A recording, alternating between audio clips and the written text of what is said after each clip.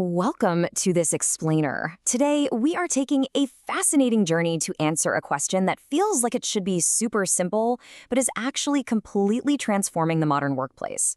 We're going to start high up with the philosophy of what success even is today, look at the hard financial KPIs leaders use to measure it, and then drill all the way down into how young professionals can build the daily habits that actually sustain it. Here's our roadmap for today. First, we'll define modern success. Second, we'll cover objective measures of success. Third, we'll dive into the specific financial KPIs for leaders. And fourth, we'll wrap up with habits for sustained success. Let's jump right in. All right, part 1, defining modern success. So what exactly is success? It's a massive question, right? Historically, it really just meant meeting a pretty standard, defined range of expectations. But today, depending on who you ask or especially what generation they belong to, the answer has completely flipped. Now, I love this quote from Colin Powell, and it's a philosophy that's heavily utilized in modern competency models. He pointed out that success is not some big mystery or a magic trick. It's the direct result of preparation, continuous hard work, and learning from failure. It's grounded in reality. But it kind of begs the question, what exactly are we preparing for these days? Well, for decades, traditional success meant climbing a very rigid corporate ladder. Vertical promotion, prestige, staying at a single company for 30 years. But today, millennials and Gen Z are actively rejecting that old model. They prioritize modern success. We're talking purpose-driven work, horizontal growth through cross-functional learning, and flexibility. They want true alignment with their values, not just an empty title. And if you want a real wake-up call, check out this staggering statistic from a Deloitte survey. Only 6% of Gen Z actually aspire to traditional senior leadership roles. 6%.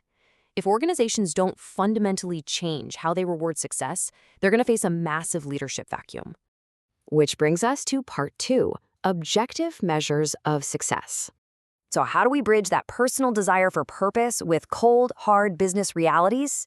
We have to anchor ourselves to objective definitions. That's exactly where KPIs, or key performance indicators, come in. These are your quantifiable measurements of success. And to actually hit those KPIs, we rely on SMART goals. That means setting initiatives that are specific, measurable, achievable, results-oriented, and time-bound. When you look at studies of small and medium enterprises, a really clear dual approach emerges. On one hand, you have strict financial indicators, things like profitability, sales turnover, and ROI. But on the other hand, you have non-financial indicators like job satisfaction, lifestyle, and social responsibility. To have true organizational success, you absolutely have to balance both. The big takeaway here is simple, but honestly, it's profound. A business is only viable if it's financially solvent. It has to make money to survive, for sure. But modern leaders and employees only remain engaged, and the business only truly thrives when those intrinsic, non-financial rewards and purposes are being realized. All right, let's move to part 3, financial KPIs, specifically for leaders. If you are stepping into a leadership role today, you absolutely must know your hard financial metrics. We're talking about revenue growth, capital efficiency, gross margin improvement, customer acquisition costs, and of course, your overall return on investment. Hitting these specific numbers is what ensures the company's survival, which is what actually allows you to fund your larger purpose. But leadership is a really complex puzzle. Hitting those hard financial targets isn't just about crunching numbers in a spreadsheet all day. It actively requires piecing together the right team dynamics, focusing on mentoring, and really honing in on those essential human elements. Just consider this for a second. A recent study of SMEs found that businesses that explicitly integrated soft skills training into their development programs saw an average profitability increase of 30%. 30%! That is huge. What this proves is that soft skills are not just fluffy, feel-good concepts meant to keep morale high.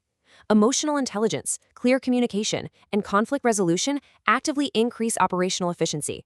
And that directly boosts the bottom line. They are critical drivers for hitting your hard financial metrics. And that leads us perfectly into our final section, part 4, habits for sustained success. So how do young professionals actually sustain all of this without burning out? Well, to change your trajectory, you have to master the 3-step habit loop developed by Charles Duhigg: cue, routine, and reward. Let's say you want to stop doom scrolling when you get stressed. You keep the cue, which is feeling overwhelmed. You keep the reward, which is stress relief, but you intentionally swap out that negative routine for something productive.